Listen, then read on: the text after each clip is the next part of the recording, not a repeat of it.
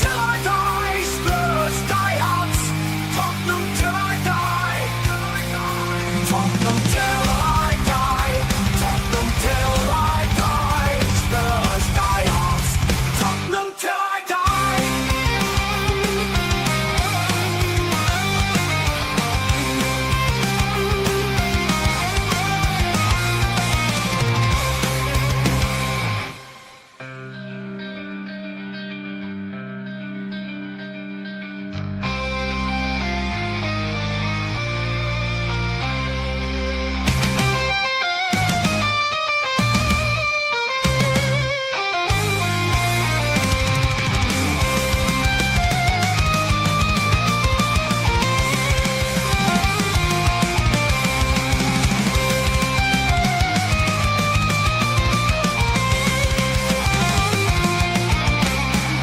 Tottenham till I die, Spurs diehards.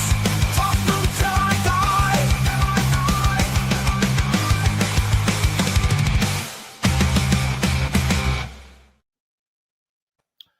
Hello and welcome to the regular Friday edition of Spurs Diehards TTID, Tottenham Till I Die.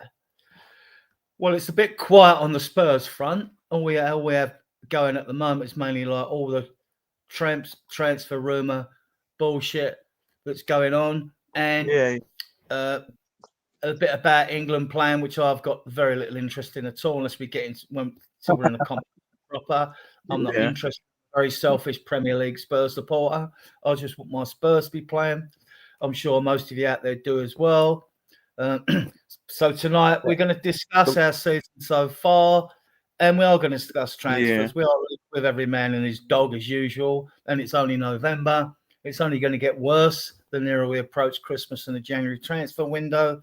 So, yeah, but first we've got 10 of you viewing us on various platforms. I don't know if anyone's bothered to come in and chat yet. I'll have a little check. Not yet. No worries.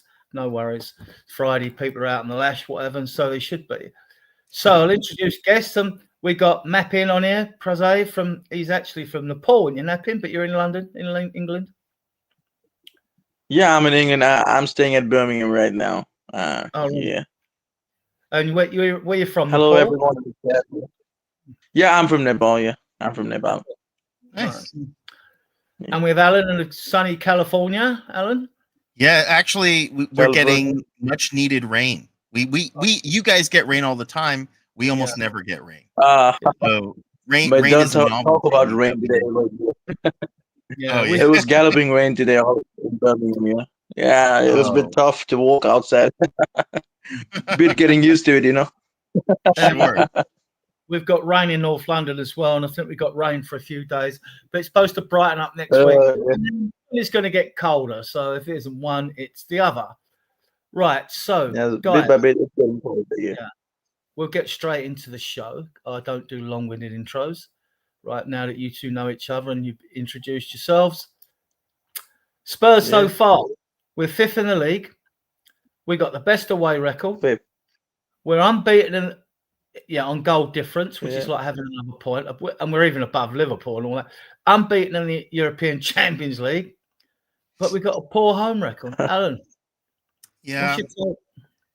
Well, look, if looking back at last season, I'd have bit your hand off for 5th place, and an unbeaten in the Champions League, and with the best away record. I mean, those things we would never have accomplished, in my opinion, under Ange. It was a very different style of play. So considering it's Thomas Frank's first season, and we're riddled with injuries, and he's still figuring out what the right mix is for these players, that he's mostly inherited. There are players that we need to move on, and there are players that need to maybe retire, or just in general move on. And we have players that we need to upgrade on, so positions that we need to upgrade on. So the only thing is that poor home record. It's, I guess if people want to look at the negative, they will always find something, right? And in this case, it's not hard to look too far because a poor home record, that's not something unique to this season. we're not really that great at this new stadium. It's not White Hart Lane anymore. You know, it's a different vibe, and I guess we've just never had a great home record. Unfortunately, the home record is laughable. You know, I think it's worse than West Ham. We're down there at the bottom of the, you know, when it comes to the home record. Yeah. So which only means that, you know, it feels like we'll only win like 50% of the time if we're not good at home, but we're better on away. We're really good away. It actually makes me feel pretty good about our Arsenal, the game coming up in about a week and some against those at Woolwich. You know, Yeah, we'll do a preview next Friday on that because that's on the Yeah. Sunday. It's the 23rd, that game. And then Yeah. we've got PSG, 2 nice, easy away games. Mappin, what's your take on the season so far? Yeah, the season's been decent, to be honest. Yeah. Till now, I think the best game I've watched Spurs play is against PSG. Yeah. Again, till that 85th minute where we conceded a goal. I think that was the best game we've ever played. I would even rank that quite higher than Man City. And the worst game I would say would be Chelsea because yeah, Bournemouth was quite you can rank Bournemouth equally, but because it was London derby and we showed no gut, no desire to go front. Yeah, I think the worst game was Chelsea's. But yeah, the season's been decent. We're fifth. We got best over record, but the home form, as Alan said, yeah, it's really poor. So yeah, I think it's been okay. Some players are doing well. Some players have been consistent. Some are up and down. But that's football right now. Yeah, I think it's been okay. Not good, not that much worse as well. In middle on the fence. Alan, there's been a lot of talk about the atmosphere at the stadium. Mhm. It was good against Man United, I've got to admit, but they're saying that's having an effect. But what's your take on that? I'll give you my take afterwards. Well, I've noticed again, you know, I don't have the pleasure of being there in person for the games, but from what I can see on TV, it looks like there are not as many people in the stands. Is that true? We had Yeah, 49,000 for one that's Champions still like League that. game and 44,000 for another, which is Oh wow. disgusting when you fight to get into the Champions League, you know. But Yeah. that's an Yeah, argument. yeah. Lots of Ticket empty price. seats there, yeah. It kind of makes me you know, I don't know if it's just coincidence. Maybe it's the time of year people go away on vacation. Maybe that's the reason. I don't know historically how it looks. You know, maybe if you look Yeah. season over season, maybe there is a trend where now we would see a dip in stadium attendance, but it doesn't. If it's not, then it looks almost like our fan base is very reactionary. You know, I understand the home form is poor. I just don't see why we wouldn't keep going. You know, go to those games. Uh, at some point, it will be better. You know, these things ebb and flow, and we will hit our stride. We have so many injuries. I think that's what people can't grasp. I guess because it happens to Tottenham so often. Happened last season. It's happened the season before. I mean, I remember when it's always what's up, Jose. It's always bad in the season, you know, and you never realize. And this season is just terrible.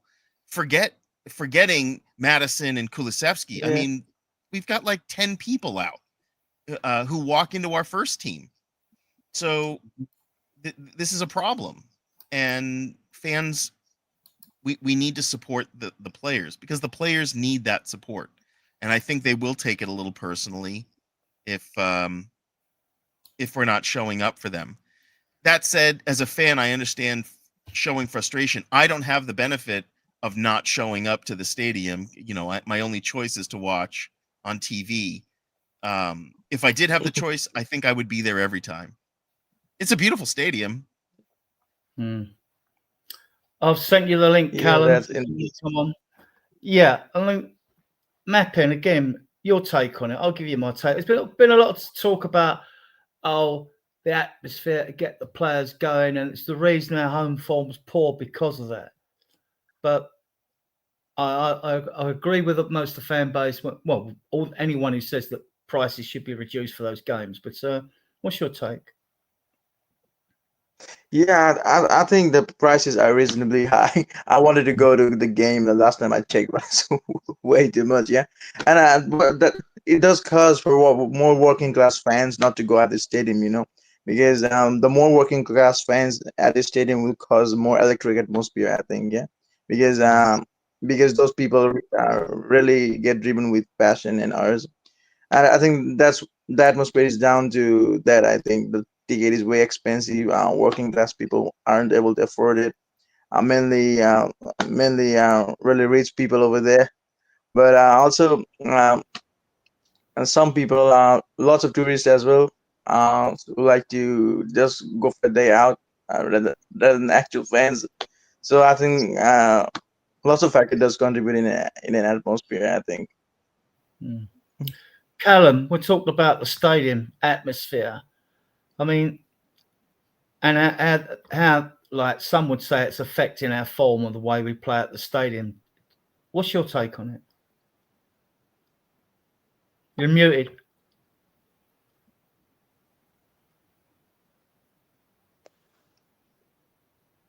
You're still muted.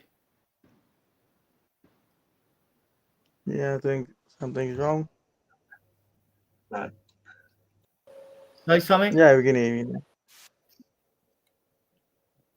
Can you guys hear me now? But Oh, Yeah, yes. yeah, There you yeah. are. yeah, we can.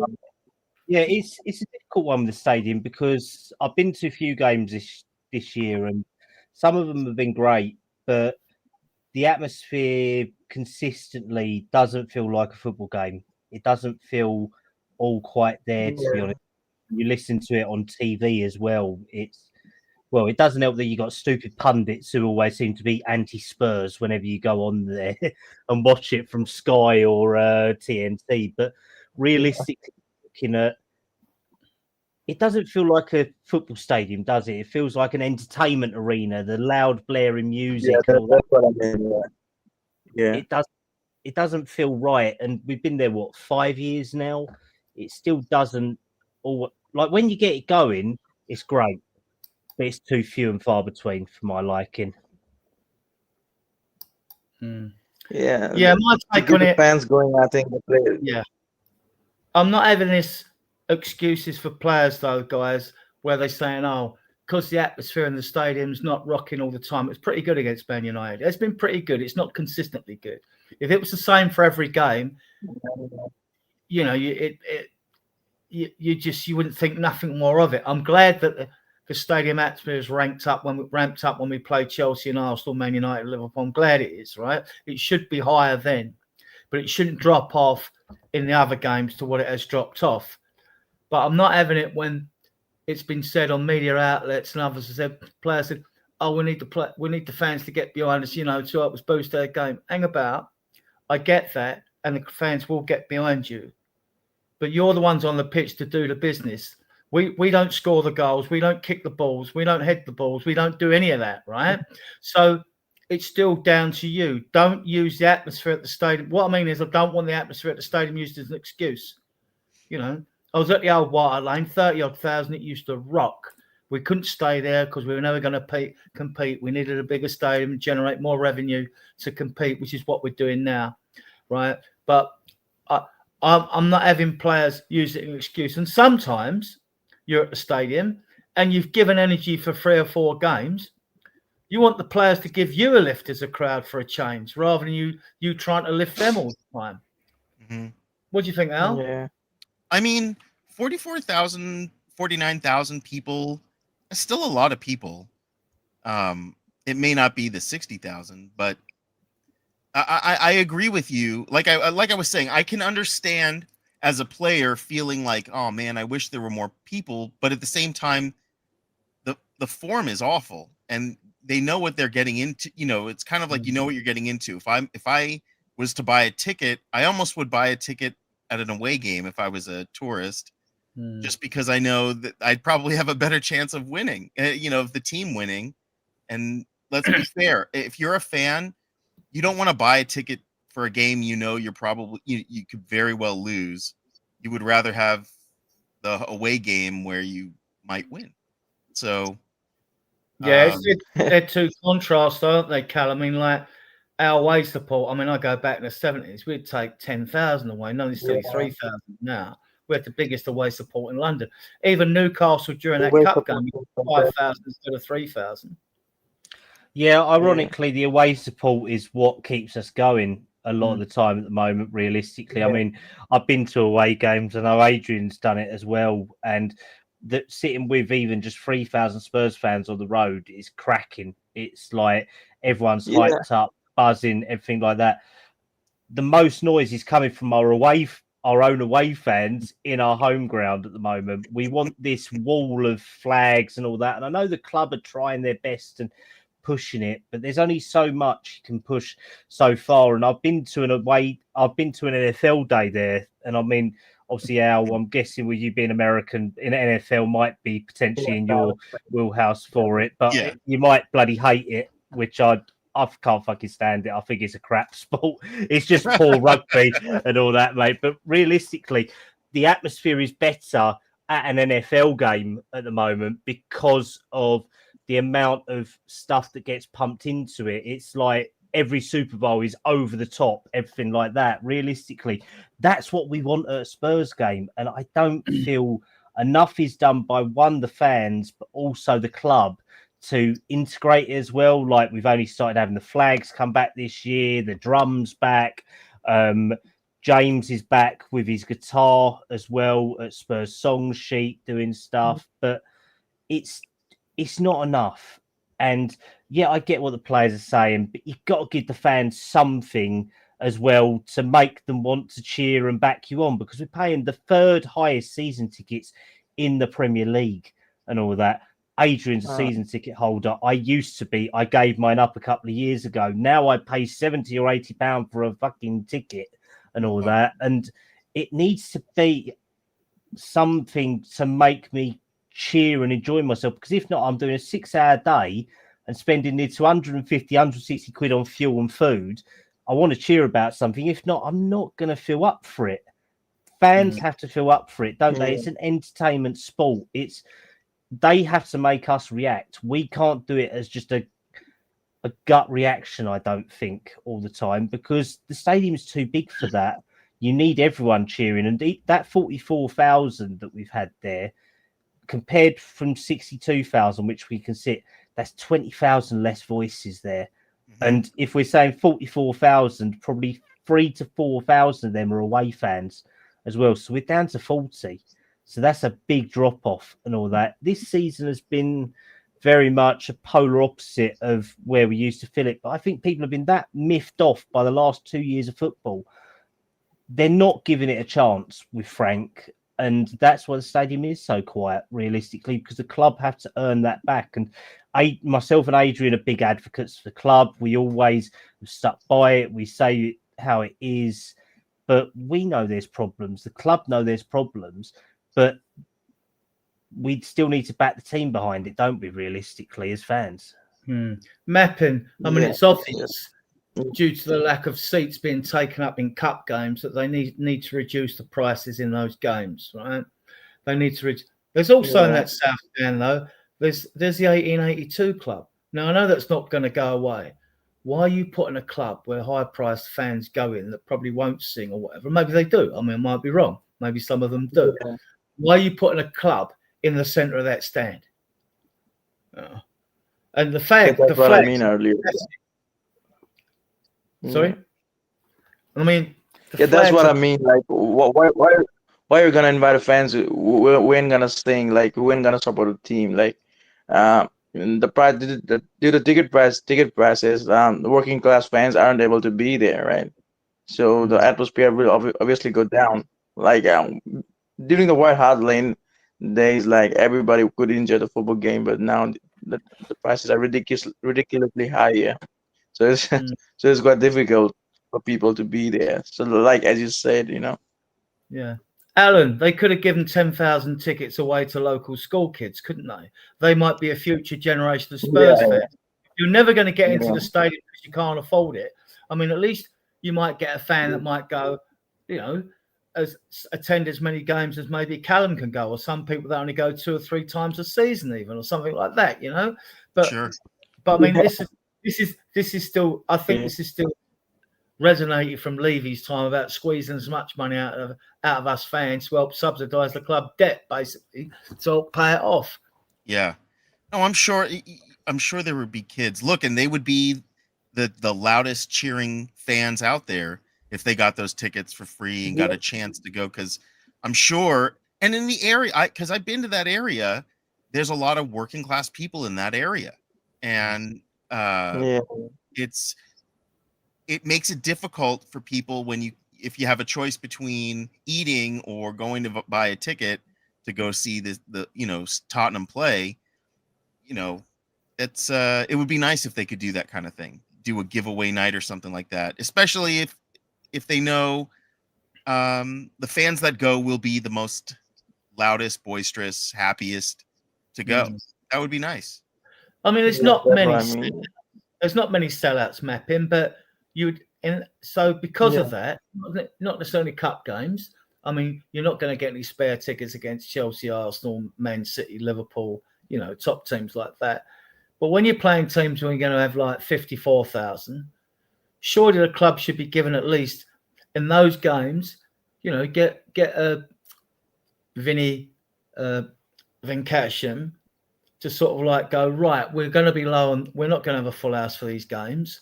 We're going to be like 8,000 down or whatever. We know this in advance throughout the season. So why don't we say before the season, for every one of these games, categories C or whatever they are, we'll give 2,000 tickets away to the local schools. Did they never? Yeah. Would they never? Let's say- I just have a question. I'm sorry, real quick. Yeah, Do it's they fine, never it's fine. do that? Because in America, I know they do giveaway. They have like they like theme the night, even though it's a normal game, whatever. If it's football, baseball, whatever, they'll theme the night, or they'll say like, it's seniors night and seniors get half off for tickets this night or whatever. They'll do something. The foundation does a lot of good work, right? And they go around a lot of schools and things like that. I don't think they give tickets away though. It's something they should look it's at. not their model. That's the thing. It's like even this season is more difficult, isn't it? Because you can't give away tickets. You have to have a CRN number Yeah. that you have to pay 45 fucking quid for at the start of the season to just get it, to be able to then qualify to get tickets to buy off of other season ticket holders and all that. So they've removed even that now. So But if they're doing it with schools and schools are taking responsibility for that, I mean, the CRN numbers really to stop touts, other dodgy characters, band fans, things like that. They let you in. You're dodgy as it comes, Adrian. Come on, mate. They've been getting away with it for 6 decades, right?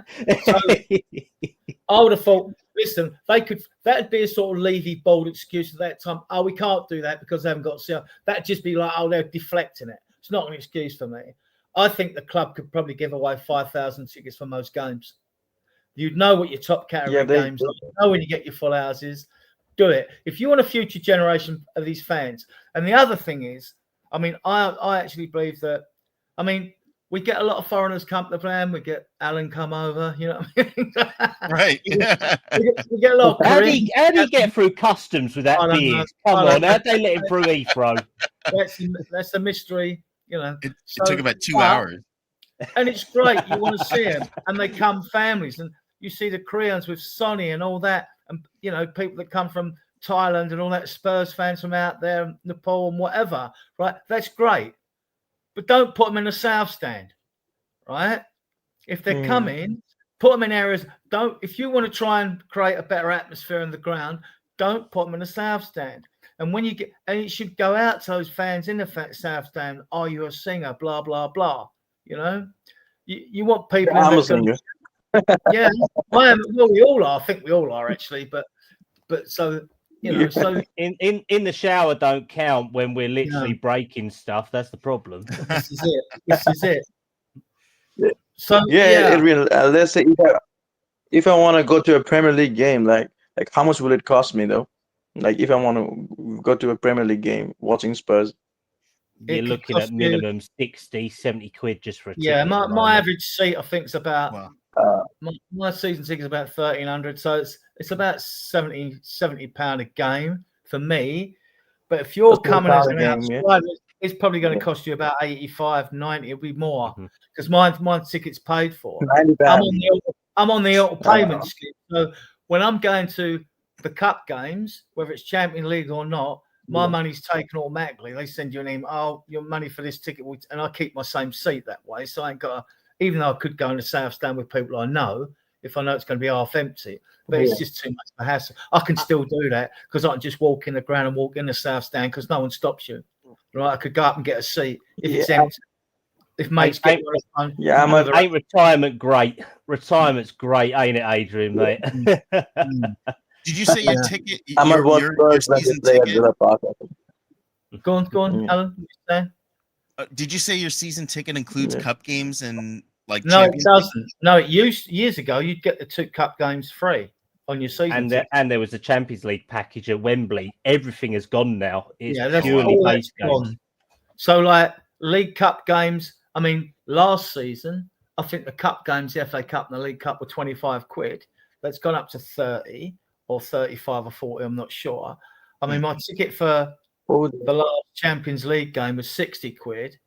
But I think they dropped prices for that down to about, I had 45 or 35 quid because they couldn't sell the tickets because we had one crowd of 49,000, one of 44. And what the club need to understand is it's not like we've got a fantastic fan base across London, but it's well spread out. The ones in Haringey, such a poor borough, and Edmonton, where I live, is a poor borough. Most people can't afford to go to games. Going back even 20 or 30 years, only 3% of Spurs season ticket holders were actually in Tottenham. Mhm. Right? The days of you walk into the stadium in crowds and local working class are long gone. They've all spread out, Hertfordshire, all east, everywhere. Spurs fans come in, and then they're flying in as well. They come in from everywhere. Well, So- that's the thing. It's like even for me, I'm travelling in from North Essex now and all Right. that. So I've got an Like- hour down. Right. And that's an hour, right? Yeah. And the transport, I bet the transport system in America's a lot better than it is in England, right? And you've got to get to a game midweek. You've got work the next day. You've got to get to the stadium.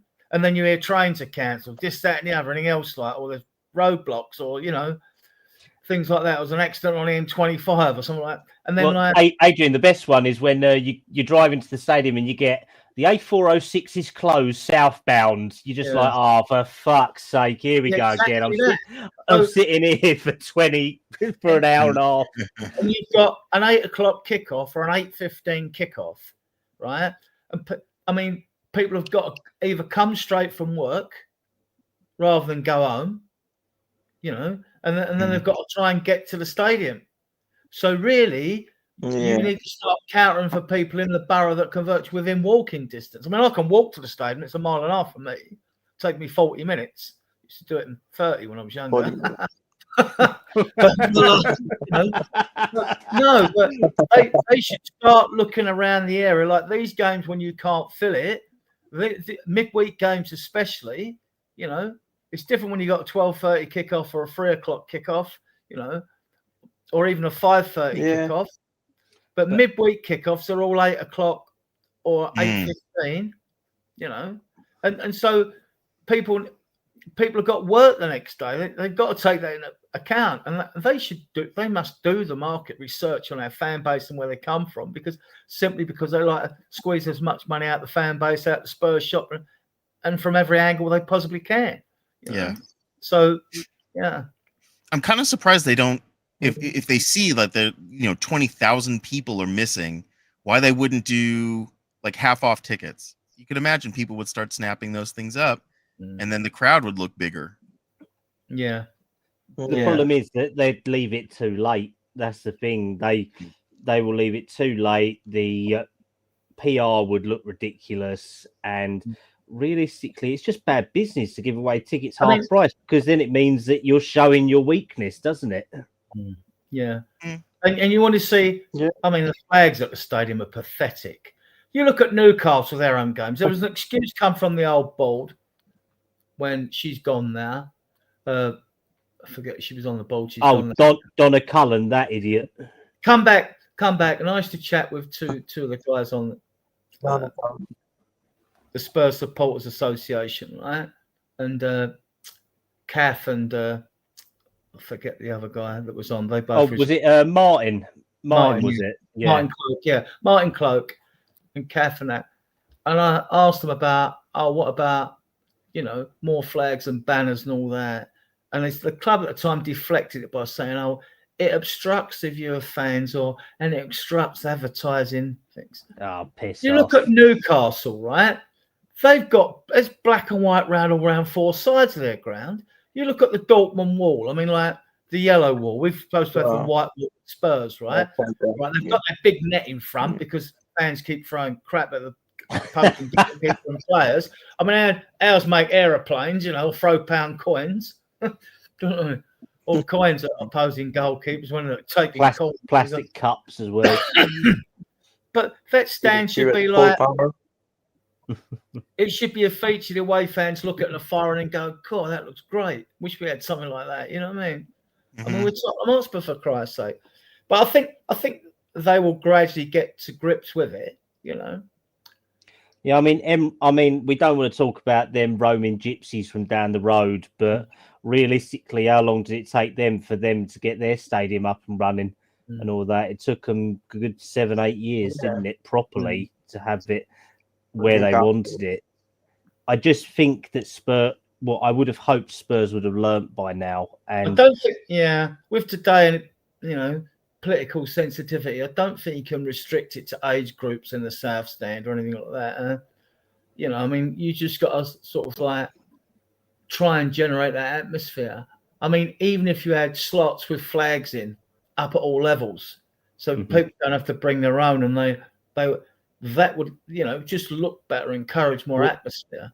Well, half the stuff you take to the bloody stadium gets confiscated by them idiot stewards anyway. You're only allowed a bag that's the size of a paper plastic bag. The Dorset Spurs come up for a lot of games in minibuses, sometimes more than one minibus or whatever. There's lots of them. And like, if they bring a flag, it's got to be something like 3 foot by 2 foot. If any of you are watching, like, let me know the size of your flags. I mean, this is pathetic. They're giant banners at Newcastle. I mean, we should be taking a leaf out of their book. I mean, it's a football stadium, it's not a library. I mean, it's not. The atmosphere. I mean, the best atmosphere at that stadium I've known when they thought the roof was going to. That roof is 600 tons, by the way. I thought the roof would come off was when we beat Arsenal 3-0 there. And the so noisy. I mean, this game at pitch level, even when we can't hear it as loud as the players can, a lot of times the players say they can't hear themselves shouting at each other. So that Arsenal game, they just thought, we just got to play football there because like we're not going to hear nothing, So but you want that special atmosphere against teams that you hate, right? So you want it at every game though, don't you? And that's what NFL does well. That's what baseball does. That's what ice hockey does. It's what MLS football does, not MLS soccer, as I will put it. But it's all grandeur. But Alan, just is it fake for American fans because it looks quite put on from the outside, or is it actually the fans doing it themselves to create the atmosphere out there? Fans are. I mean, we don't do hooliganism the same way, but we have rabid fans who live it. They face painting, they're tailgating, after the game, and that's something I wasn't used to. The stadium is kind of like right in the middle of everything, whereas out here, our stadiums tend to be surrounded by parking lots because they want to, make sure that everybody can get in, and it acts like a buffer so that you don't have to deal with traffic the same way. And then you get tailgaters, people who are basically picnicking out of the back of their car. But the fans are rabid. I there's no fakeness to the love of sports in this country. Whereas you see us, we can't even park at a stadium now. We have to park half a mile, 2 miles down the road and all that, and hope we don't get a parking ticket from a traffic warden and all that. That's how it is in this country. But no, I mean, America is always a lot more grand than England with their celebrations, everything like that, and we accept it. But Adrian's right. We need to feel that in the stadium, and it doesn't always feel quite there, does it, at the moment? and it feels like we only get up for certain things. We should be up for it constantly. We're just not. Yeah. But that's a mental thing, though, isn't it, guys? I mean, Mm. when I'm coming up for the Chelsea game, even passing, I'm coming up from the Gilpin, past the Coach and Horses, bricklayers. It's rocking along the streets, all singing "We hate Chelsea," blah blah blah. Even going into the ground and the fan zone, it's all like that. You'll get that for Chelsea and Arsenal, but fans' mentality is different. If you're playing like Fulham at home, it's a bit like Fulham. You're sort of expected to win, and you haven't got, and fans just haven't got that stirring in the blood that they have when it's Arsenal or Chelsea. I've never, as a fan, I've been to like Dodger games and Raider games and football. I'm sorry, American football, NFL football, and baseball and stuff. And even if we're playing a team that's the bottom of the league, we're still going out there. And I don't know if it's because we get to drink at our seats, whereas I know you can't. No, every event at Spurs, you can take your beer to the seat, which stops binge drinking, apart from football. Yeah. Every event. So the boxing tomorrow, when Eubank and Ben are fighting again tomorrow, people will be able to take their drink to the seats. Rugby, concerts, NFL, everything. NFL, Just football. They don't trust us. But I think there's games to change now. I think that will change. That change will come. I think it does. Do you guys get any concessions at your seats, or no concessions at all? No, we have to go and get it all ourselves and all that. Oh. Nothing. No one's coming around handing it out or anything like that. We have to walk out of our seats, down the levels to the concourse. We then have to go and we can have our beers on the terraces or on the concourse terrace, but you can't have it on the football terrace. You have to get your food. You can take your food and water, like soft drinks and all that with you. But even the lids, they take the lids off of them, so you can't even have a lid and all that on them. That's how petty it is and all that at games over here, because they just don't trust fans. That's too bad. Because we get you get concessions, you get people that sell hats and shirts and flags and all that stuff, walking down through the aisles and stuff. You do that, you're likely to spend a night in Tottenham Stadium, in Tottenham Police Station for selling shit. You've got on the South Stand fan zone, amongst the food and bars there, you've got merchandise outlets there. When you go in the concourses, there are merchandise outlets through the concourses as well. There are. I think I've seen people walk through with something. No, I don't think they walk through with scarves and hats and that. I might have most seen of it. Most of it's on the high road, though, isn't it, mate? As you go up to the game, that's where you get the buskers and the touters and the sellers, all of that stuff. But in the stadium, there's not enough. It doesn't have that sort of feel that America would have and all that over there. But that's the same for European football, I think, to be honest. It's not just English, it's a European feeling across the board and all that. It's just across the pond with you guys. It's just so much different how sports events are over here. The West Stand is sort of like the prawn sandwich brigade. I mean, you could you could say it's partly to, you're getting fans coming from abroad and all that, and they're not the type that sing or raise the atmosphere. Or you could say that the demographics in the stadium's changed so much that you've got people that have got more money in the stadium. But then again, you could argue against that and say, well, it does mean to say because you've got a richer class of person in the stadium, they don't sing as loud, as proud as the next person. So I don't know. They've got I think they're working on it. They're a bit slow. I mean, worst thing you have is like on the Levy era is like businessmen who know nothing about football, having any sort of understanding of atmosphere and crowd and things like that, and passion. Right. So, yeah.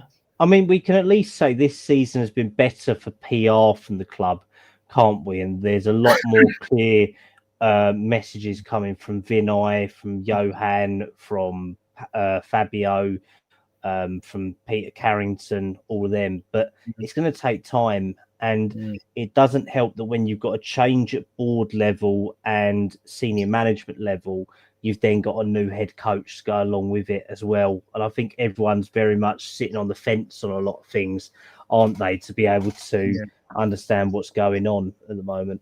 Right, we move on to this. On that, what you alluded to, Rob McKenzie, for those of you watching us on various platforms, is our head scout. And he has actually got a team of 10 under him, right? Believe it or not. So that's more transparency. And I might have a banner on that somewhere. Probably have. You and your poxy banners. Exactly. I've got all the players' contracts and banners and stuff like that. When Is that why you was happy for me to come on tonight so I can go through club transfer rumours for you, mate? No, I mean, I don't like the transfer window, but look, Rob McCrancy, the 10-man team, you got Max Legger, who we got off Bayern Munich, but he's based in Germany. João Ferreiro, he's based in Portugal. And then you've got Alex Fraser, he's a UK. Giuseppe, he's in Italy. Then you've got Seb UK. So we've got 2 in the UK, and then you've got the others, the 5 at the bottom, they're all analysts.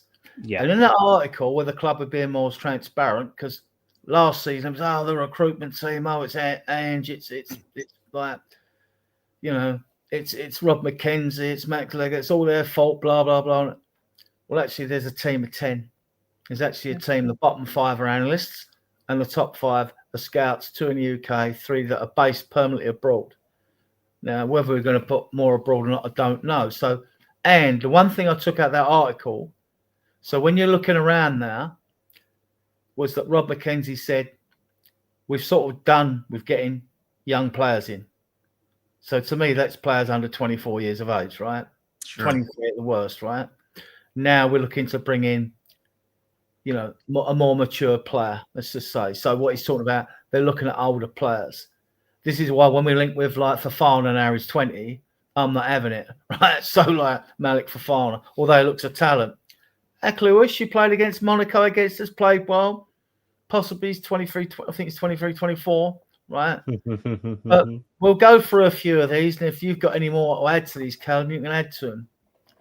Now, Jared Branthwaite, we know he's a good player, right? But we've got 2 centre-backs that are untried, Kotai and Dragerson, really. We've got another one who's smashing it in the German league, right? And Vuskovic. We're always getting linked with this. I just think this is absolute BS. I mean, there is validity to him being liked, but it's a long-term target. It's like that's further down the line, and Brathwaite is still nowhere near the finished article. So he is appreciated at Spurs, but it's not a quick fix target, if you get what I mean. Yeah, he doesn't seem like someone that you hear a whole lot about. You hear about Virgil van Dijk every week, but you don't really hear too much about Jared Branthwaite. And again, it's a position we have a plethora of center backs already. I don't think that we are hurting for center backs.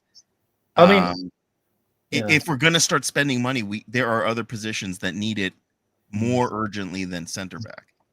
I mean, I watched him play because when our under-21s were smashing that season, winning everything. I mean, like Dorrington and Phillips, right? I mean, like Branthwaite was keeping one of them out of the young England side. He's good, but like you say, he's young, and like as you alluded to, Alan, we don't need him.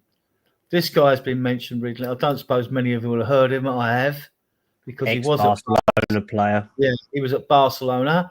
Comes from Brazil, didn't do no good. He's gone back to Brazil, smashed it in the Brazilian league, and now they're quoting 40, 50, 60 millions. Well, if you couldn't cut it in Spain, which isn't as tough as the Premier League, right? Then I don't think there's serious interest in this guy. What's his position? He's a versatile forward who can play as more of a striker, but he's a Richarlison type player. They've looked at him, but nothing strong on him at the moment. I think this guy's only linked with us because of Frank, Tony. Not happening. It's not going to happen. Financially, it's not going to happen. His tax bill would have to be paid or whatever. Yeah. He's on mega money out there. And he might want to come back, but I don't know how old Tony is now. He's got to be, 29. Is he 29? 29, no. Yeah, it won't solve a problem. I wouldn't touch him as far as I could throw him, but it is Frank that would lead on this one, if anything. This guy from Everton, the winger. Him, and I'm guessing potentially the next banner you may have could be Semenyo. These are, We've got him or he on the might- list. he is on the list, and both of them are Mm. very highly rated by Spurs. They are proven Premier League quality, and if Spurs could get one of them, they'd like to. We're talking 50 to 60 plus million and all that. So this would be a statement signing if we were to move one of them. Semenyo is more for the left wing. Njai can play both, but is more right-sided. So I'd say they'd probably prefer Semenyo, but Semenyu's got so many suitors over there. And I know there was an article that came out today as well from Michael Bridge and Lyle Thomas from Sky saying that he's on the list of Liverpool, City, United, Arsenal, Tottenham. So if we got this, if we got him, it'd show a moment and a matter of intent. But I mean, if it was out of them five, us and Arsenal are probably the most likely to happen because he would be guaranteed game time compared to the other ones because they've got so many people in that position. Yeah, I don't know though. They just have because they have Trossard and they have Martinelli on that side, and I guess if they went for Semenyo, it would spell the end of at least one of those guys, right? It'd spell the end of Trossard. We got Eze and Bakasa, got him as well. So, and like with the other clubs, whenever we're in for a player, and like in Dai, right, you've got to look at the price for him, the price for Semenyo. We'd all go for Semenyo, wouldn't we? Right? Mm. Come from Bristol, didn't he? Work his way through. And in Dai, his name's only just risen a little bit recently. You don't know if he's going to be consistent over season. And if you're talking about top money, you can't get even one of these. I'd even look abroad before I looked at Ndiaye. I really would. I mean, how many goals does he score? I haven't got his stats up. I will post all the vids when they gain gravitas, when like the clubs are talking, agency, players agreed terms or something like that. I'll go and get the videos and I'll bombard But you. at interest level, it's that's all it is at the moment. It's just interest. Yeah. So to me, Ndiaye, I haven't seen a great deal of him. We went up in 3-0. He didn't change the game for him. He looked a bit tricky, but like there's lots of tricky wingers out there with no end product. I mean, Everton fans love him and all that. And I've spoken to a lot of Evertonians. They do say he is a flair player, but he is an inconsistent But for the money player. for him and what I've seen of Aklouche, I would take Aklouche of Monaco any day over him. So that's what I'm saying. There's better players out there. Even Malik Fofana, but he's 20, and I don't want another 20-year-old. We don't Isn't want. Akliouche really young though? Akliouche is 23, 24 now, so you could go for him. There's a Ahmet Nusa as well, who's out there, who's been looked at by the club, who's very highly rated. If you can't get Semenyo, and you was talking about some money, you could go and offer for Lowell. You could go and offer money for him. And Leao definitely won't happen. That's agent talk, I think. It's the same like Lautaro Martinez, his name was linked with us the other week from Italy. I was just like, no, that's agent talk only. He was linked before, wasn't he? I mean, it was Conte's days, weren't it? Him and Bastoni on a double deal. I remember we seem to love a double. We love a double deal, don't we? We wanted Maddison and Barnes. We got Maddison. We wanted Richarlison and Gordon. We got Richarlison. Yeah. I heard a crazy rumor today, which was a swap with Real Madrid, that we would somehow give money and Lucas Bergvall for Rodrigo. Absolute bollocks. Yeah. Absolute bollocks and all that. We have no interest in Rodrigo whatsoever. Every year they talk about swap deals. Do people know how complicated these deals are? There's two contracts with players. You've got the players' contract and a merchandising contract. They're separate deals. You've got to do those and then do a swap. And then got the agent's fees to sort out as well. It's not. And it's just too complex, And then fans argue we take too long getting deals done. If you want a player, no. It's like the bullshit. VDV will go right now, right? Really? His contract's till 2029. He's going nowhere. And he loves it at the club. Mhm. and he's just won a cup trophy, which gives players more stickability that are going to stay because they Yeah. won. He'll sign that new contract. He'll be given probably parity with Romero, and they'll extend that contract from 29. I hope they do what they did with Simmons, because I was saying to Ian about a week before we signed him, I said, why is it that when you get a good player in, what's the difference between giving a player a 1 year option or a 2 year option? Because you either take it up or you don't. What difference? And Yeah. what happened when we signed Simmons? There's a 2 year option at the end of his contract. And I think that was going to be a common thing because clubs are sick and tired of losing players when, players run their contracts down. I mean, Bergvall got one in his new contract as well, and Spencer's got a 1 year extension in there. Bentancur has one. Romero has one. I'll go through them actually, because while we're here, let me get them out. No, Well, VDV also has such a good partnership with Romero. Just because a club is willing to buy you and pay an exorbitant amount of money doesn't mean that you'll gel there. No. I mean, these are players 2027. Richarlison, good. Alfie Devine and Dane Scarlett. Well, Scarlett might be sold or go out on loan, but he might be given an opportunity now that Mwani's injured to show what he can actually do. And we'd all love him to do well because he scores goals. There's no two doubt about it. No, exactly. And Devine might have to be sold. Well, he's got that option for Preston anyway. I mean, hopefully Brian Daigle ain't listening to this because I know I'll get a pelter from him. I liked him. I watched him at Port Vale. When he was out alone, he didn't get the crack of the whip at Portsmouth or Plymouth, one of them, whichever it was. When actually, but he's doing bits at Preston, so good luck to him and all that. But there is an option in there. He's a natural finisher. He's a natural finisher. I think he just needs a run. Yeah. But it's a lot of pressure on a manager to give a young player a run. I mean, he's got Tell in front of him too. Yeah. No, exactly. These are the contracts of 2028. So no worry about any of these going, right, unless we want to sell them. Well, Manor Solomon wants to be sold. He'll probably go to West Ham in the January window. I think they'll offer, 28. We're not into 2026 yet, but obviously these are the players you're looking to get contracts next. Even though he's a year later. Kulu and Pedro Porro you want to give.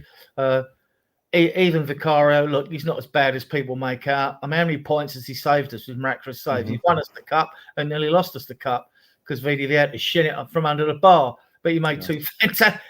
And he's not just a good shot stopper. There's more to him than that. You don't make those sort of saves because that's a prerequisite of every goalkeeper being a good shot stopper. Solomon might be going to West Ham. I hope that's true. Phillips will come back and they'll review him next summer. Ajay he likes Phillips, though. He likes it. So. That's the thing. Phillips is highly rated by the club. A lot of people do. So there's a chance that he could stay next summer and that Kai goes out on loan. Demola will probably come back. He just scored for Doncaster. I think he got his first league goal. He smashed a few in pre-season for them. The two on this list out of here that are most likely to go are Solomon and Maddison.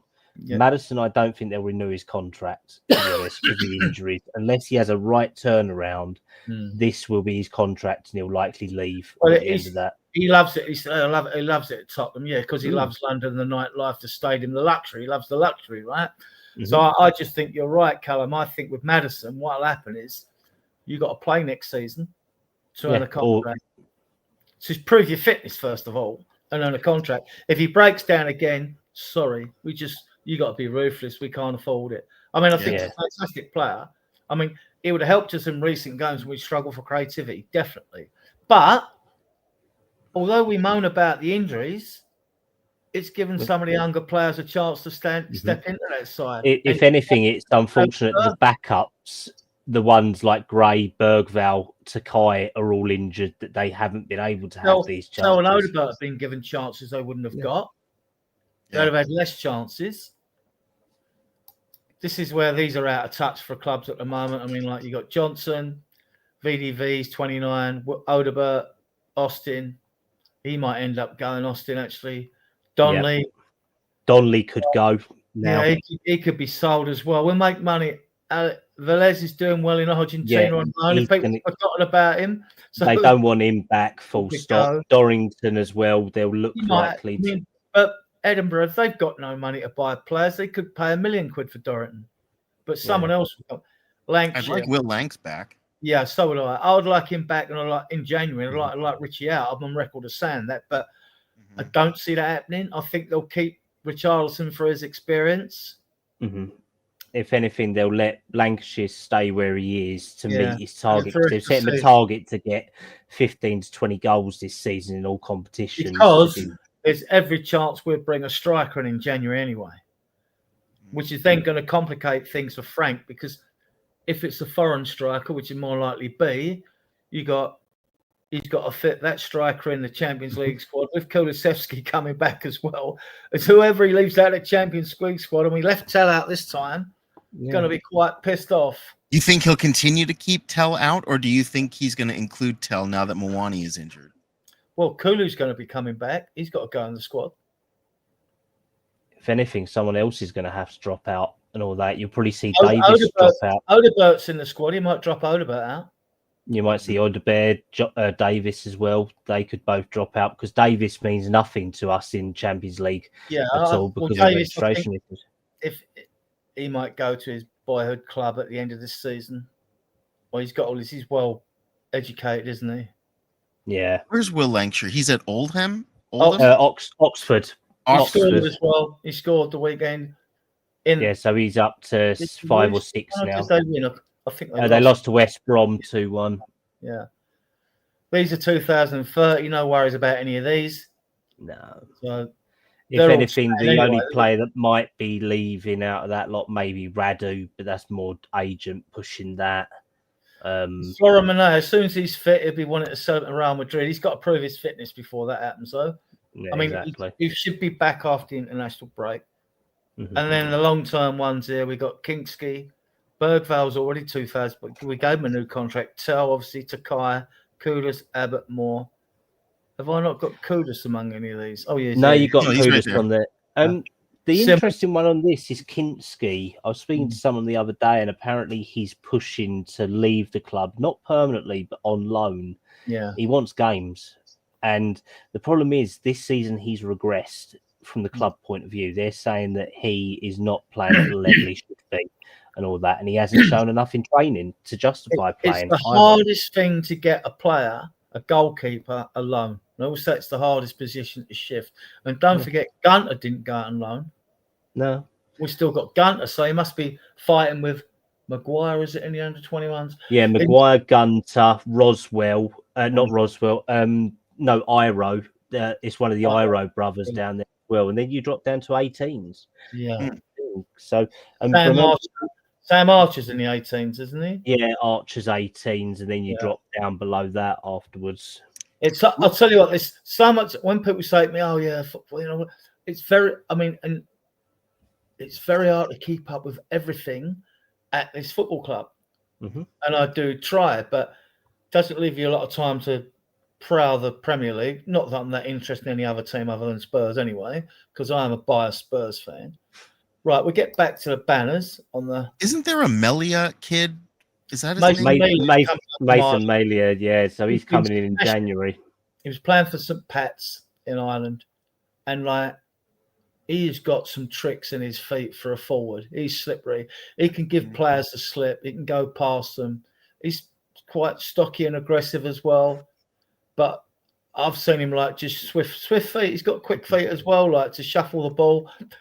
Yeah, we'll see. You know, I think Lancashire could really smash.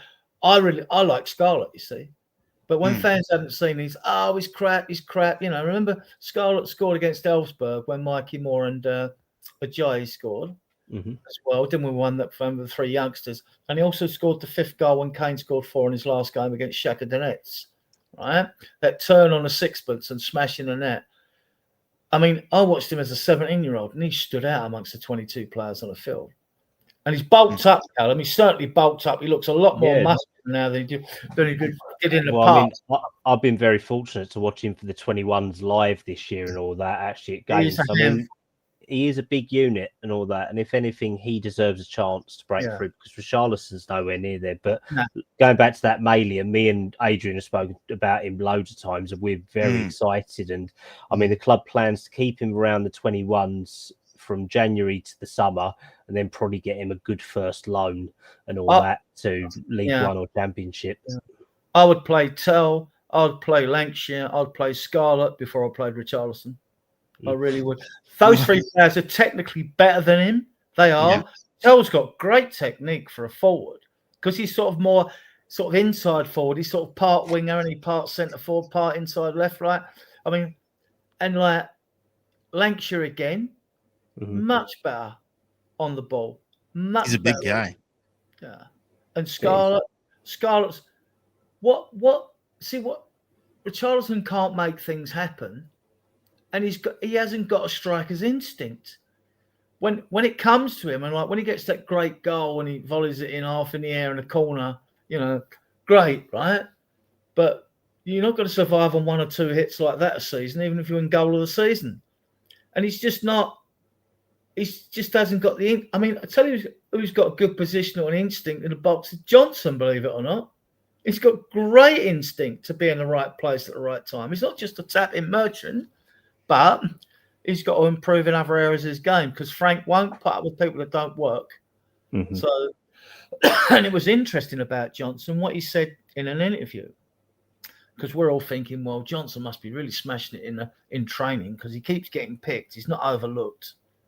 And then Frank said something that was very telling to me. He went, yeah, what I like about Johnson is he's got the pace to get in behind the lines like an Ollie Watkins. And Yeah. He said that. And then I thought, that's one of the things you're seeing in him. And I get that. And he's actually this season, he's took his man on about 3 times in different games. I mean, so I think he's been told to do that, but he's not used to doing it. He's still an inside right, in my opinion, right? He's not. They just need a focal point. That's the problem. We don't have a bloody focal point. Richarlison's not that. Mawani was just getting into it. So I think, like you say, give Scarlett a go. Give him a chance. What's the worst that can happen? He falls on his arse a couple of times, but at least when he falls on his arse, he wins a penalty.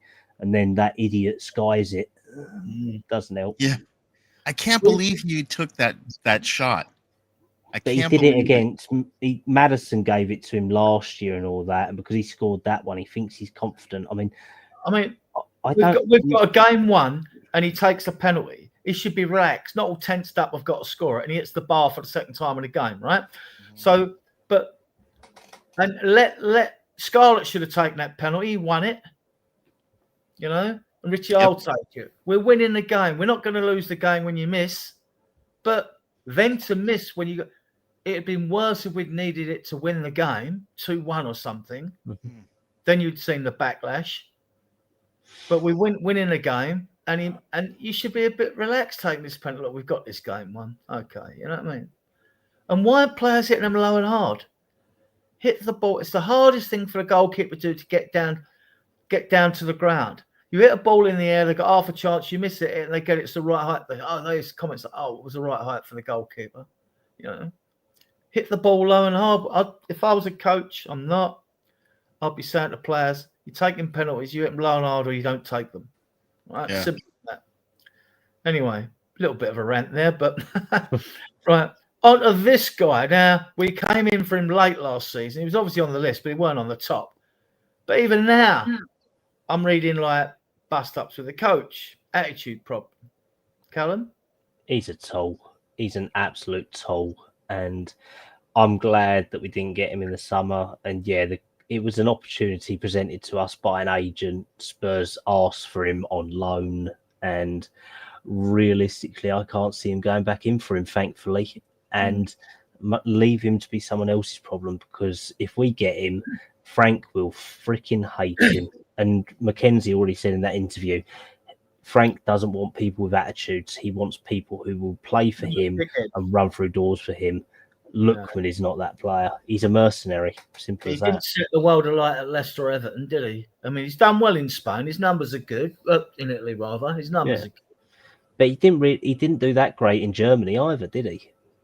He was all right. He weren't great. Are you a fan, Alan? Have you seen much of him? Haven't seen much of him. I wasn't really.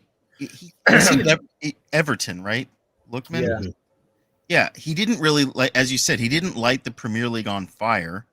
And I'm always wary of players who leave the Premier League to go to a lesser league, do very well, and then all of a sudden, again, everyone's just assuming what he's going to come back to the Premier League and kill it. Probably not. Maybe the Premier League is too tough for them. Maybe they found the right league He for has them developed somewhere though, else. because he has been gone a few years. He has been gone a Mhm. few years. So Yeah, he, but it's like Anthony from Manchester United. He was really great in like the Portuguese leagues or whatnot, and then he came to Manchester United and he was really horrible.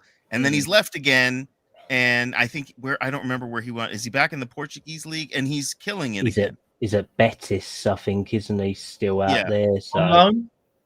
No, They no, no. wouldn't He's have bought there him. permanent. They wouldn't have the money to buy him, so he must have gone on loan. No. They bought him. They let him go for. They lost. Manchester United lost a ton on Anthony. They paid 70 mil for him from Ajax. Yeah. yeah, they lost 50 million on that deal. Yeah. It was like 20 million they sold him for, and Man United are subsidising the bloody wages still. Stay with you, Al, on this guy. You should know this guy. Jonathan David. Yes. Well, how is he doing at Juventus? Not that well. Is he No, getting I think game only- time? I in think and he's out only of the scored team? one goal. I think he's only scored one goal. Can't recall how many games he's had. Are we only connected to him because of Fabio Paratici, the Juventus connection? Well, there's been a lot of connections to him over the years, and Spurs Mm. have looked at him, and they looked at him alongside Johnson, but it's never been formalised and all that. And the money that's required to get him when he was a free agent, and even now, it's too much for someone with really low return. It's a high risk, and he Yeah. never struck me as someone who's a consistent performer. He was just, I don't even think he knows his true position. Is he a striker? Is he a left wing? Is he a right wing? That's the problem. Even an attacking midfielder. I mean, I watched videos of him a couple of seasons ago, might be 2 or 3, and I didn't fancy him at all. I always look for where strikers get their goals from, and most of his winning a penalty. All right, logically, most strikers are going to get them. I'm thinking like, and I'm looking. I like when I watch videos. I'm looking for players with vision who move the ball quickly, can make things happen. So 3 things I look for attacking players, and like he's quick. He doesn't make things happen, in my opinion. And like he's just not up to. I don't think he's just up to the standard. Personally, I don't think he's up to the standard at all. No. And although his numbers have gone up, they've gone up, but He's sort of like the Richarlison numbers, though. Like his best season at Everton, it's like 12 or 13 goals and like 4 assists. It's nothing set the world alight. It's like Johnson's numbers. Mm. You know what I mean? And it's the same with Dusan Vlahovic from Juventus as well. There we go. That's convenient.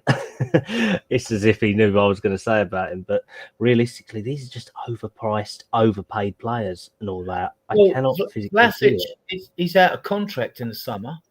Yeah, but I free. didn't watch him yesterday. I think I read the stats. He had a shot or something like that. It's best for them, Serbia.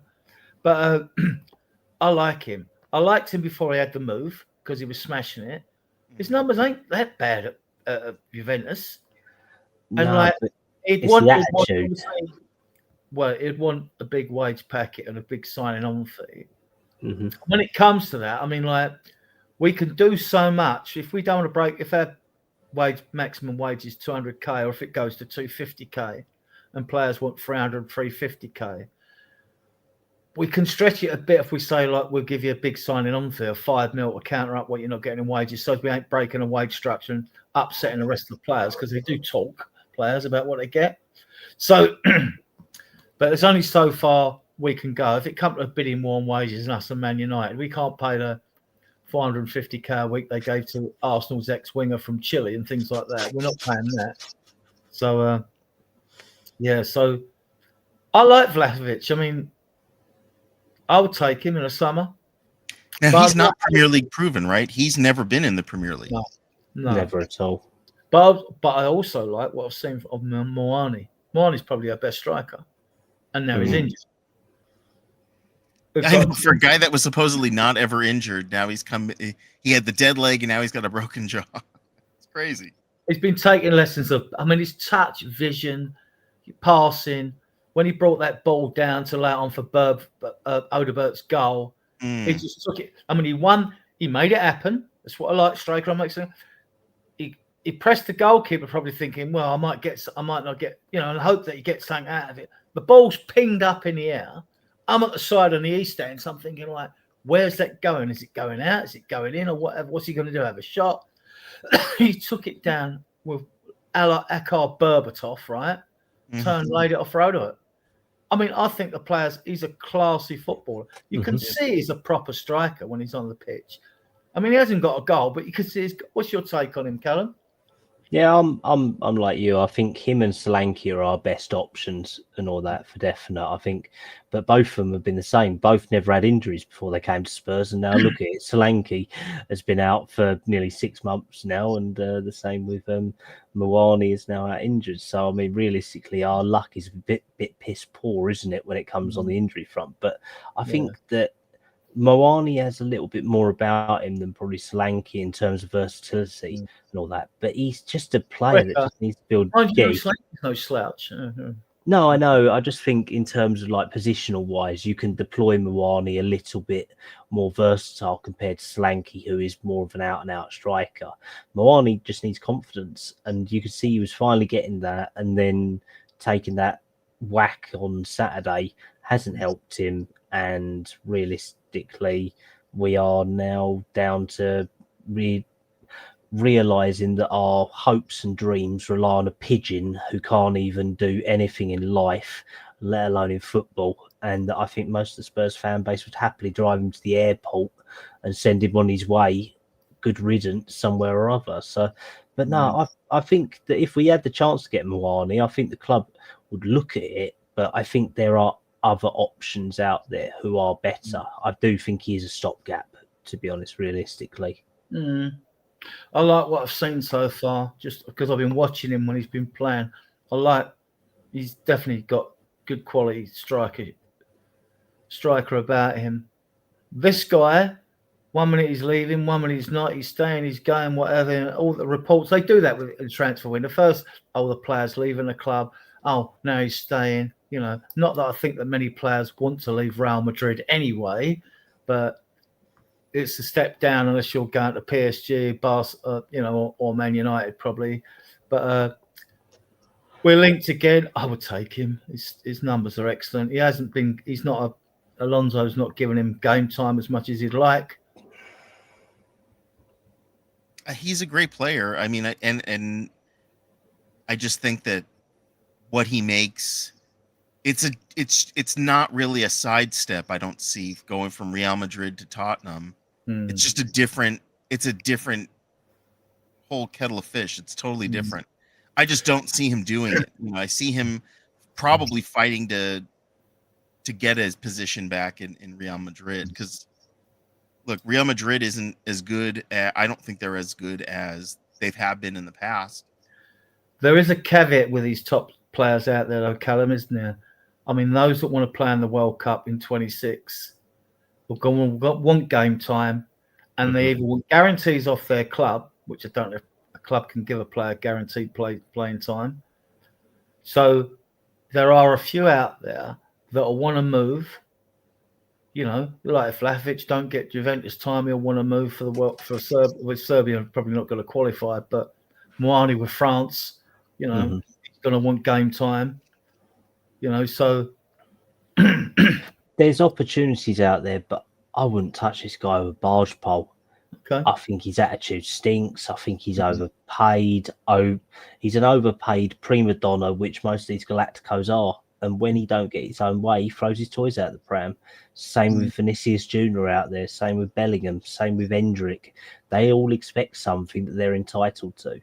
And I don't think he's any different to how it is. And I mean, it's the same scenario. You said if he wants to leave to get game time, Richarlison would be the same for us and all that, wouldn't he? And all that. I wouldn't pay this one much credence, to be honest. And it was even shut down by a quite repetitive reputable journalists as well this week as well. Any other rumours while we're with you on other players that I may have missed? There's Keys to Smith. There's one from AZ Alkmaar. He's more on the younger bracket, but he's doing very well. Spurs have obviously looked at him because they're links with Holland. There's a few others, but not a lot out there. You've got like Nusa. He's been linked with the Greek centre back in Germany, but he's only 20. Constant Takas or whatever his name is now. And I just went straight past that one because I thought, no, you're 20. Mm-hmm. You know, Mackenzie said we're not looking for young players. That's why Malik Fofana will be off the list at 20. Was that a guy named like Stinkman or something like that? Yeah. We keep getting linked with Bissek as well. Mm-hmm. You know, the defender. I mean, look, he may be good, but like we got so many centre backs, and we got centre backs on loan as well. You know, I mean, like if we was interested, if it's a defender and we're interested in a left back, I would get it. If it was if Nkapi was on the market and we're in for him, I would get it because he's left-footed. You know, but Arsenal got him, more's the pity. You know, and that's the thing. Yeah, if I'm picking two that I'd bring in and take a punt on, I would take a punt on Vlahovic and I'll take a punt on at Cluj at Monaco. Mm-hmm. I would because he's versatile. He plays right wing, attacking midfield. You can even push him up front, and he makes things happen on the ball. He was their man in a match against us, wasn't he? Yeah, he was great. Problems, and I think 24 with that skill set he's got, I think he would improve us. But I don't think if we bring a midfielder in, we've got to get rid of someone. You know, I mean, we know Zuma will be going anyway. Yep. But then if we start bringing other midfielders in, you've got to look at like, well, Gray, Bergvall, you know, Sarr.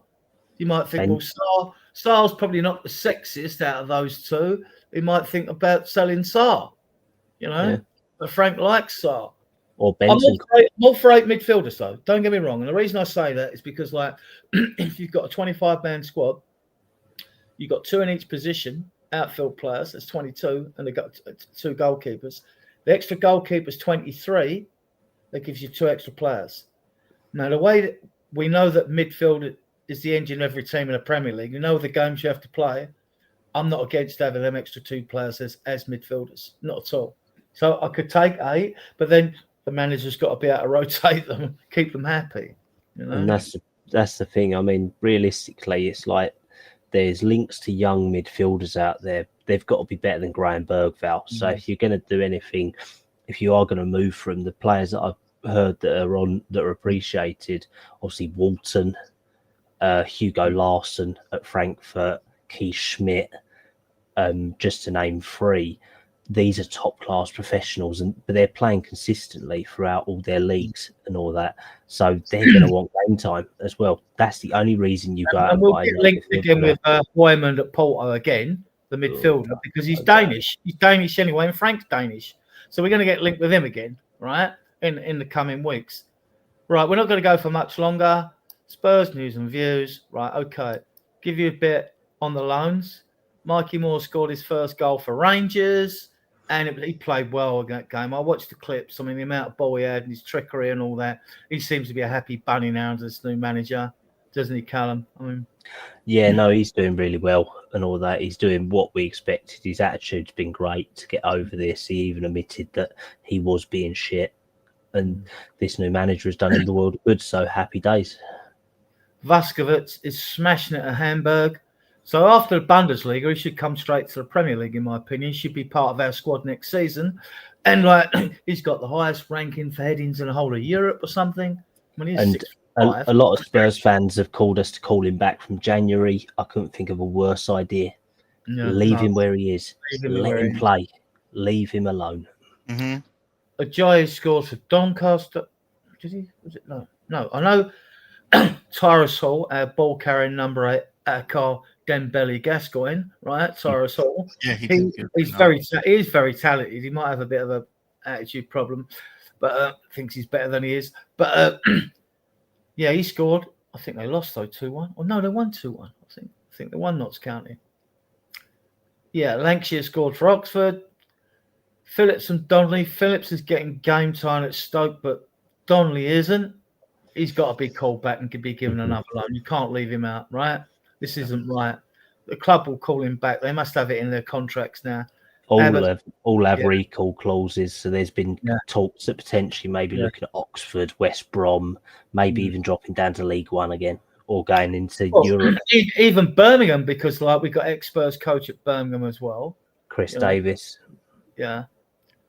Abbott's injured. I think that's quad. He's going to be out for quite a while. That's that. These are our injury woes, guys. Madison long term. Kulusevski, Frank said he's back before the new year. So let's hope he's on the grass at least at the beginning, at the end of November.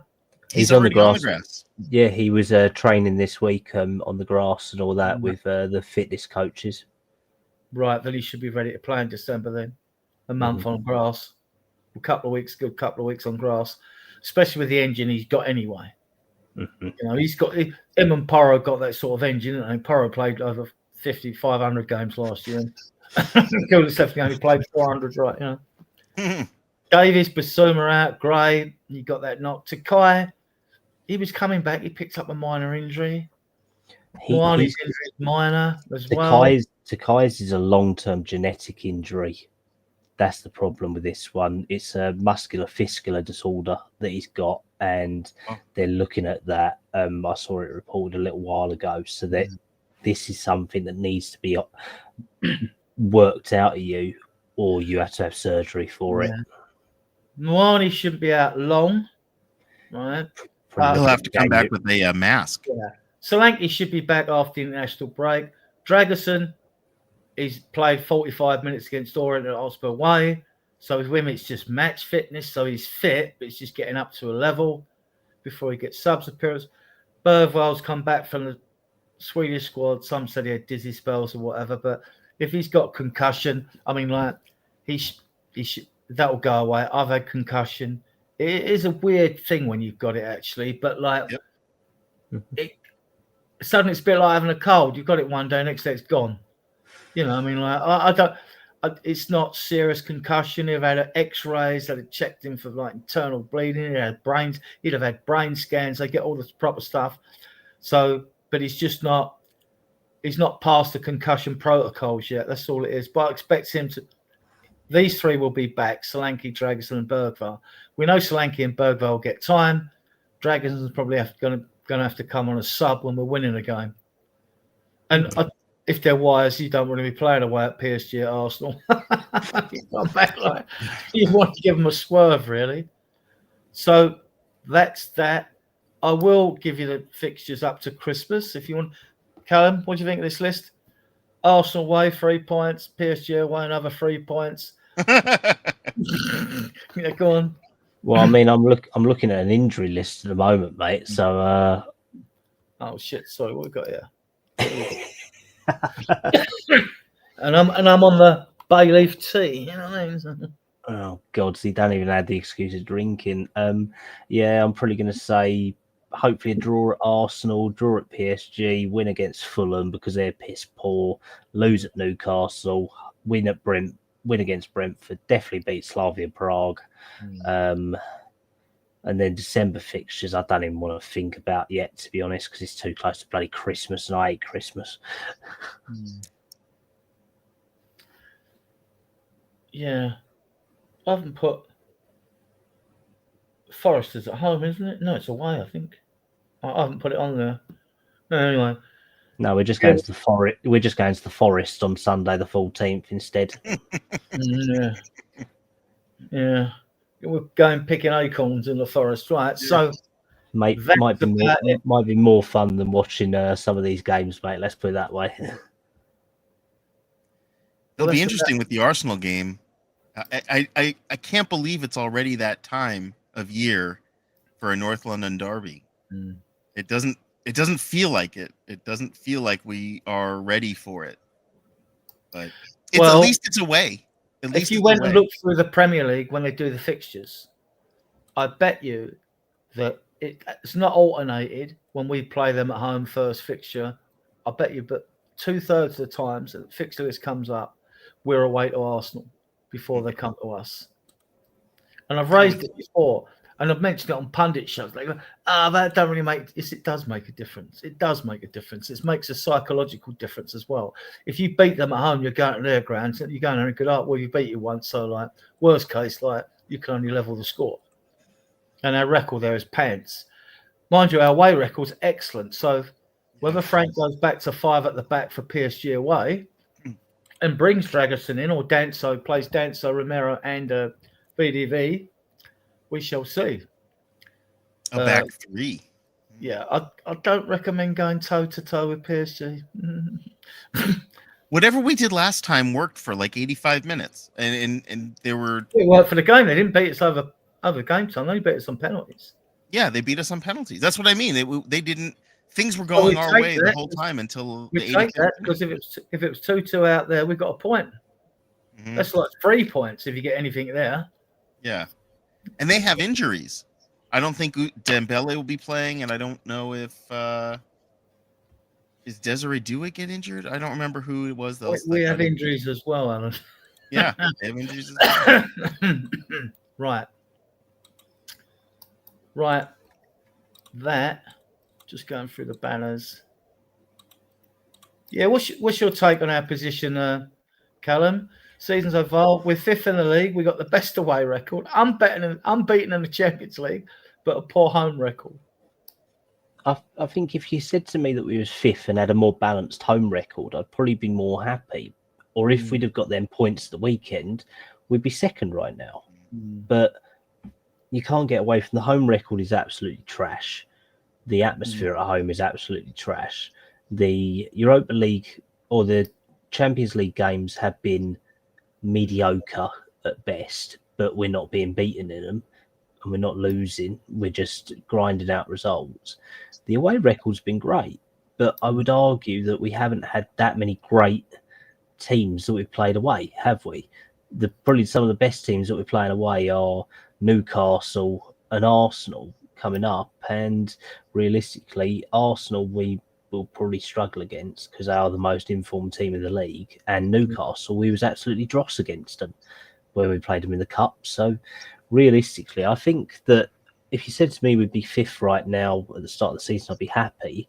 But I do think there's a lot of improvement to be had, and I want to back Frank, but he has to show it. There is one thing I'm going to finish with a bit of fun in a minute, actually. The yellow cards, right? Romero's on 4. He's not getting away with not getting 5 before the 18th game, right? So he's going to. It's only a 1-match ban, and we've got centre backs to bring in, you know. So Kudus is on 3. So I don't understand him getting yellow cards because defenders are all over him all the time. I can't believe he's already on 3. Yeah, Paulina's on 3 as well. Yeah. So they've got to get. And we played 11 league games. Is it 11? Yeah, that's the thing. Kudus got 1 for taking his shirt off, didn't he? And then 2 for being an arse. Yeah. Richarlison got 1 for taking his shirt off. Oh, and then 1 for just being a bellend. So I mean, it'd be better if he took his boots off. So yeah.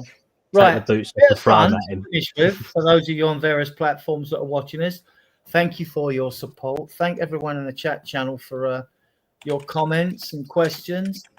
If you haven't subscribed to the channel and you like us, if you like our content, you can see the little red subscribe button in the bottom right hand corner. Please subscribe to the channel. It helps the algorithm. Please give the videos a thumbs up. You can find us on Facebook, Spurs Diehards. You can find us on XCOM. We do have a Discord. We do have a WhatsApp group as well for those of you that would like to come and appear on the show as guests. All are welcome, as long as you're mature and sensible. Yeah, so that's it with all the thanks. And a big up to everyone that watches us on playback. I'm going to start with this because I've definitely not asked Callum this, and I'm going to ask you this. What we used to do at shows at the end is I used to come up with the 4 questions. We do one at a time, right? So we're going to start with you, Alan. Only question 1. Don't answer any others. How did you become a Spurs fan? Gareth Bale, I would say. Good reason. Good reason. I was influenced by Gareth Bale, a very young Gareth Bale, and Modric. The 2 of them, when I was watching them play, the first time when I was watching, and it was like, these guys are unreal. Hmm. You can join in the chat if you so wish. Right. Callum, how did you become a Spurs fan? Oh, through my dad, to be honest. He's from Hackney in East London, and it was him showing me Spurs as first team. I used to be a Man City fan, but he got me into Spurs, and all the more better for it and all that. So, no, happy for that. And being born and raised in East London, it was either them or West Ham or Millwall, and I took the most logical, sane sense out of it. How did you become a Man City fan?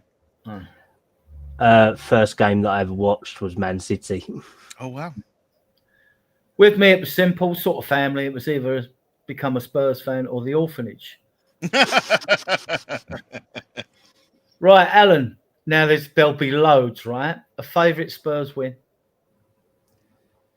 My favorite win was the win it against Ajax, where Lucas Moura put those goals away and crushed those young guys' dreams and put us into the finals. I remember I cheered. I was at work, and I remember everyone thought I was crazy because no one was watching with me, and everyone's just working, and here I am screaming, cheering. But yeah, that was a favorite game. A favourite Spurs win, Callum? It'd either be that one or I remember New Year's game a couple of years ago when we beat Chelsea 5-3 at the old White Hart Lane, and it was just goal, goal, goal, goal, goal, and all that. So probably one of them two for me. I'll pick the 3-0 win against Arsenal at the stadium. Right, and we'll move on. Right, you'll have loads of these, but just pick one that you can remember. And a favourite Spurs goal? The most recent VDV goal is one of my favorites. Oh, yeah, good choice. Callum, a favourite Spurs goal? Harry Kane, when he was wearing his mask, when scores it. Yeah, rips the mask off and runs the length on the left. Yeah. Went right in the far corner, didn't he? Top corner. That was top bins. That was outstanding. Yeah. I don't want to pick Ricky Villa's winner. I'm going to pick Glenn Hoddle's goal in his last game for Spurs. He dummies the keeper. He takes him in the half time, just slips it past the defender, carries on. Keeper comes there, pretends to shoot. Just a little side shuffle goes past. He just rolls it in the back. And last game. Actually, he scored his first game away at Stoke when the winner in a 2-1 win. The second goal, and he actually scored his last game for Spurs before it went off to France. Nice. Right. Favourite Spurs goal. Right. A favourite Spurs player. I think you've named two already, Al. Yeah, Gareth Bale is definitely my favorite. Okay. Class act. Callum, favourite Spurs player. Van der Vaart, the magic man himself. I'm going to pick Glenn Hoddle. Right, now, Room 1882. Those of you that read books out there, that read George Orwell, 1984, there was a room there where everyone hated being interrogated, Room 101. They used to have a programme on BBC or ITV in the UK where they'd invite guests on, and they had choices to put 3 things into Room 101, any 3 things. So I've done this at Room 1882. Now, you can put in a football official, a player you hate, a pundit you hate, or anything like that. So, Alan, are you putting in Room 1882? Michael Oliver. That's a bit funny, but go on. That's fair enough. Callum? Well, I'll throw into the room with Alan's Michael Oliver. I'll throw in an aardvark because we can prove chaos theory. Interesting. Not sure if I understand the answer. I'm going to put Jason Cundy in there. You've got to be careful how you say that anyway. Didn't he play for Spurs, though? Yeah, he did. He scored a goal from the halfway line at Ipswich as well. Yeah. Why does he hate Spurs so much? Just because he prefers his Chelsea? He's brought up with Chelsea and all that. He played for the England under 23s or 21s back in the day then. And remember, it's like Jamie Redknapp. He played for us, but he went to Liverpool. He's Liverpool through and through, ain't he? So was Robbie Keane. Oh, yeah. So, you know. Okay, we are done. I want to thank everyone. I'll see you guys in the back room. I'm going to play you out that once. Thanks to you all for your loyal support. Hit that Thanks, subscribe everybody. button and give the video a thumbs up, please. And I'll end it with this lovely piece of music. We are Tottenham till we die. We are Tottenham till we die. Spurs die, hearts, heart and soul. We are Tottenham till we die. We are Tottenham till we die. Spurs die, hearts, heart and soul.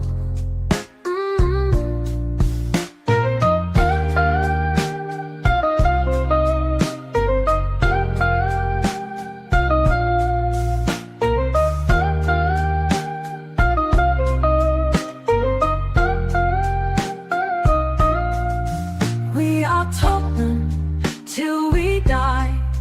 We are Tottenham till we die. Spurs die, hearts, heart and soul.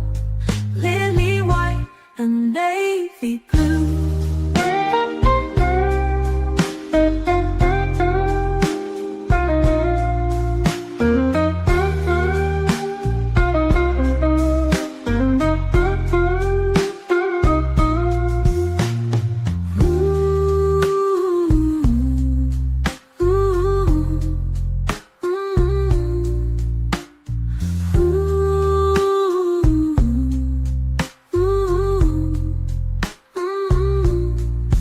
We are Tottenham till we die.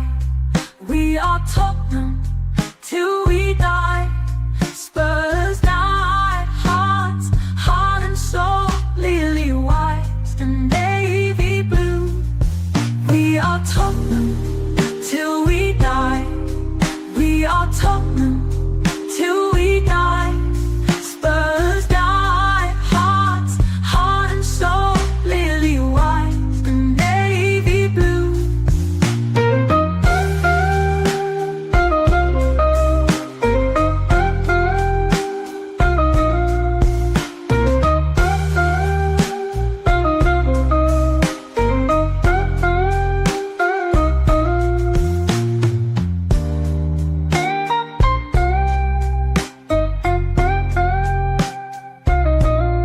Navy blue.